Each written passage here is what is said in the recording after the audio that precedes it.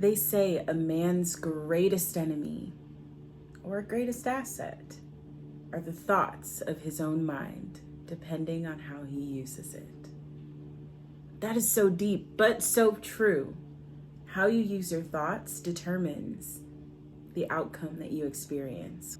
Welcome everyone to Collective Consciousness. My name is Ray and I am your guide as we focus on expanding your consciousness. My whole purpose here is to awaken old souls, raise the vibration on the planet, and create the path towards humanity's ascension. So if you're on your journey to self-mastery, then this is for you. Take one moment right now and smash that subscribe button down below, and also give us a thumbs up because it really helps out the channel. Today we are talking about self-talk and how that creates your reality. Let's get started.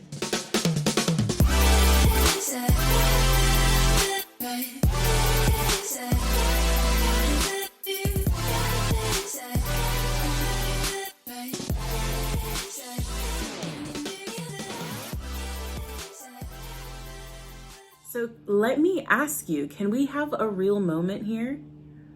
What is your self-talk like? What are the things that you say to yourself on a daily basis? Are you encouraging? Do you push yourself towards your dreams? Or do you tell yourself that you can't do it? If you were like anything like I was, then sometimes in your head, you'll hear thoughts like, oh, if you do this, then they won't like you. Or if you do that, then you won't be accepted. If you do this, then you won't feel loved. Well, don't do that, because then it'll prove that you're not good enough. These are all thoughts that we all experience that linger through our minds, right? And these are just fears, right? These are fears that manifest in the conversation, the dialogue that you have with yourself in your mind. And 9 times out of 10, people are unconscious of the things that they're telling themselves. But you can always tell based upon how someone expresses how they feel about upcoming opportunities. For example, have you ever met someone who it's like, oh my gosh, I saw this amazing thing. I think it would be perfect for you. You know, it's right in alignment with what you said you wanted to do. And it's something that I think you would fit right in doing, whether it be a job or an adventure or a trip or something, a person, a date, whatever. And that person responds, yeah, that does sound good, but that's how you know, right there. But, right? And automatically the floodgates go up and you're guarding yourself off, blocking yourself off from the opportunity because that person, right, is afraid that if they step into that opportunity, either they'll mess it up, they'll lose it, or whatever their fear is. It might be harder than what they thought, or they're afraid they might fail. And if you fail, then you're afraid that you won't be accepted or you won't be loved. So it all fizzles down to your fears. So let's get a little bit into the brain. Let's figure out why that is. If you follow this channel, then you know we've talked about your survival brain. But let's get a little bit deeper. There's a part of the brain called the RAS, the reticular activating system. It determines what you notice. And so when you start noticing certain things, like for example, I love the Audis, like the Audi car. I love Audis. And every time I see an Audi on the street, it's just like a sign to me that your Audi is coming, right? Like I just feel that. And once I started to really like Audis and decide that I wanted an Audi, a TTS Roadster to be exact, but depending on if I have a family or whatever, then that might have to change because that's only a 2-seater and that ain't got room for kids, but we'll see. But the Audi started to appear in my reality everywhere. Or maybe, for example, if you just buy a new car, you start seeing that same car everywhere. You never saw a Mini Cooper everywhere. Now all of a sudden you see this Mini Cooper everywhere, right? That is because you told your brain, you gave your signals to your brain, to the RAS, that this is important. So now the brain scans and looks for evidence of that importance. So what's amazing is when you are conscious of the way that the brain functions and operates, you can manipulate and change and condition the way you want it to work. So if you are experiencing low or negative self-talk, oh, you can't do that, there's no way you'll be able to make it, or that's not for me, I'm not the type of person who can do stuff like that, that's for someone else, right? This is a way of your brain protecting you. It's your ego. It's protecting you from failure, protecting you from pain. That's what it's designed to do, protect you from pain. However, on the flip side, that same part of the brain doesn't want you to fall in love, doesn't want you to be successful. It doesn't want you to grow, because often growing is pain. Growing pains, right? Growing can be painful. So what do we do here? What we do is we condition our brain. First, realize what you're doing. Recognize, run the pattern. Realize every time you have an opportunity that leads you to something new, something bigger, something greater, and then all of a sudden your brain tells you, oh, you can't do that. Stop yourself right there. As a matter of fact, take a minute and I want you to come up with a funny noise, right? We'll do it together. Mine is blue. Okay? And even just doing it makes me laugh. And so every time you run that pattern of, oh, wouldn't it be great if I could do this? Oh no, you can't do that. Interrupt yourself right there. Say the funny noise, make the funny noise, make a snap, do something to break yourself out of that pattern. Because the more you tell yourself you can't, the more you tell yourself anything, the more the brain is wired to believe that. The more the RAS starts to bring evidence towards you that that's true. So let's take, for example, if you have this limiting belief that I won't be loved. If I do this, then I won't be loved or I won't be accepted. It keeps you away from doing a lot of things. So if you have a friend that calls you and is like, hey girl, let's go to do this weekend. We're going to go to this music festival and then we're going to go do this and we're going to go bowling on Sunday, whatever. And your first thing is like, oh my God, that sounds like so much fun. And then the doubt starts to creep in. Then it's like, well, you shouldn't do that because, I'm a little overweight. So the clothes I'm going to put on aren't going to really fit. I don't really have an outfit for music festivals. And plus on top of that, and so your brain starts stacking all of this evidence as to why it makes sense for you to retreat from an opportunity that would bring you joy because it's afraid. And so you have to treat that part of yourself like a child. Like, it's okay, little ego. I know that you're just trying to protect me, but I'll take it from here. And you put that little baby ego into the back seat and you take the wheel because you're in control, right? And I know I'm like really animated about this, but I want you to get it. I want you to really understand that you control what happens in between these ears. You control your thought patterns.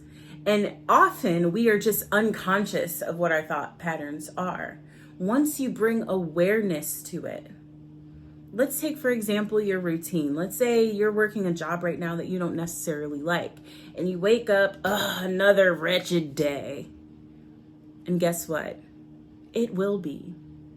But if you wake up with gratitude, excitement, outcomes, intention, you have a different focus for the day and your day flows differently. So step one is once you recognize that there's a problem, you go to interrupt it. Interrupt it right then and there. It doesn't matter how silly you look or how crazy you look, because it's like if I played a CD, right? That CD plays the same every single time. Same tracks, in order, same length. Every track is the same every single time, and your brain works the same way. You've created these neural pathways. You've created these habits in your mind, right? And so your brain fires the same way, just like a CD plays the same way. So when you go, right when you're doing and running that pattern, what it's going to do is it's going to scratch the CD. You ever try to play a scratch CD? What does that sound like? It doesn't sound the same because you've interrupted the pattern.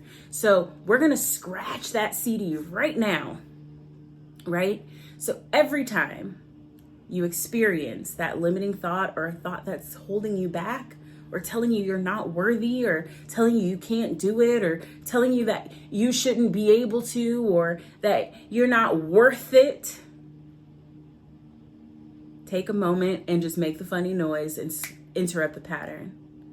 And after you interrupt the pattern, the next thing is to come up with a new thought, come up with a new idea, right? Change the narrative. So for example, if your initial thought is, oh, I'm not good enough, you can change that to, I'm not good enough. Well, I am good enough. As a matter of fact, I am worth it. I am worthy. Flip it around, change it. That snap, you see how I snap? That's how I snap out of it. That's my trigger, if you will, to do something different, to change, because you can change your state, your thoughts, your energy, your emotions, just like that. You can change your state just like that. And all you have to do are these techniques that I'm teaching you. So first is interrupt the pattern. Second is come up with something new. And then third, you'll want to condition it. You'll do it over and over and over and over and over and over again. Because just like Pavlov's dogs, every time he rang that bell, those dogs started salivating and getting hungry, because every time it was feeding time, he'd ring the bell first. So now your brain creates these associations. That's what your brain does. It creates generalizations, and it creates all these rules for everything, and it puts everything into a generalization. When it comes to creating a new pattern, your brain has 10 seconds that talk you out of doing what it is that you want to do for yourself. Say, for example, if it's working out. Let's say your old pattern was you get up lethargic and you know you should be getting up to work out, but you fall back asleep instead, right? Immediately snap out of it, pop up, right? Because your brain has 10 seconds. Once that alarm goes off, you look at your alarm and you're like, oh no, I don't want to get up. You, in that 10 seconds, talk yourself out of reasons. Well, you should sleep because you have a lot to do today. You should do this. You should do that. That's your inner self-talk, right? Holding you back from that growth, from that change, from that development. Because growing is stretching, and stretching often hurts a little bit. Stretching was like my least favorite part of gym class. Stretching hurts a little bit, right? But when you stretch yourself, you're able to really move and flow into who you're meant to be. So don't allow your brain that 10 seconds. Make a decision and take action immediately, right? So we'll change the pattern, and then finally we want to condition it, right? Do this over and over and over again. And what's going to happen after you've conditioned yourself, after you've repeated the pattern, your brain creates a new association, and that association gets anchored down into your consciousness, into your subconsciousness, to the point where you just start doing it automatically. So that's how you create change in your life, and that's how you stick to it. But first, it starts with what you're telling yourself. So the 3 steps again. Change your self-talk, right? Change it. First, recognize, run the pattern of what you're doing now, of the talk that's not serving you. Oh, well, if I have a lot of money, then that means that people are going to take advantage of me. Or if I fall in love, I'm going to get my heart broken. Or if I get a lot of money, I'm afraid I'm going to lose it all. All of these things are all self-talk. It's the shit you made up. You made this story up, and now you believe it with conviction, and thus it is. To make up a new story, run that pattern. Then you interrupt it. Do something crazy. It's okay. People might judge you. Who cares? You know what you're doing, and you know why you're doing it. Because you are meant for more in this life, and you will never experience it unless you change your patterns. Change your habits. Change the way you process and the way you look at things. Ask better questions. So interrupt the pattern, change it, rewrite the song. And then 3, condition it. Condition it into your subconscious to the point where you've done it so many times that it is only muscle memory. Now you do it without even thinking. All right? What this is going to do for you, it's going to improve your life tenfold. You ever get tired of doing mundane things like going to work or going to the grocery store or cleaning your house or maintenance on your car or taking care of your dog? Gotta bathe it and groom it, whatever. If you get tired of doing these mundane things, what this is going to do is it's going to recondition, reprogram. It's called neuroassociative conditioning. It reprograms you to find joy, even in things that might feel mundane. And what that's going to do is it's going to create more opportunity for you. It's going to bring more gratitude into your life because you're making a choice to expand, to grow, to stretch yourself. Okay, so change your self-talk, honey, because you're worth so much more than you're giving yourself credit for.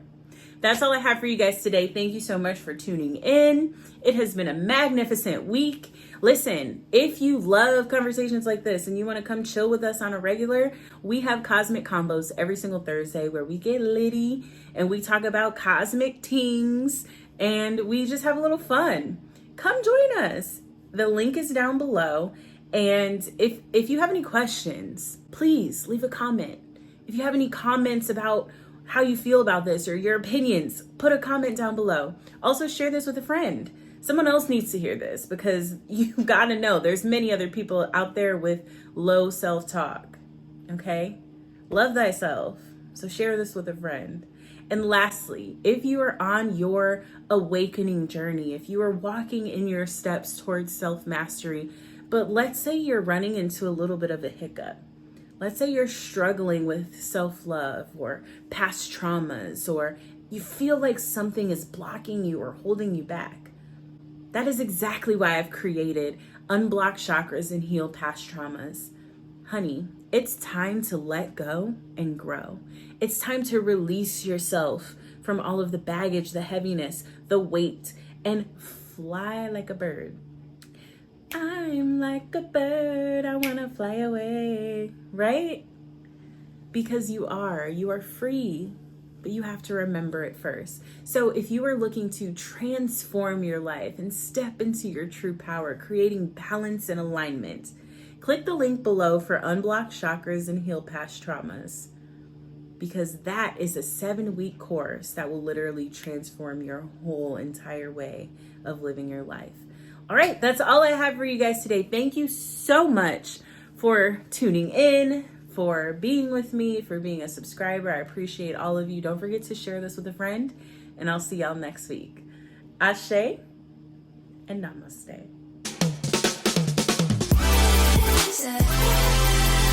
Right.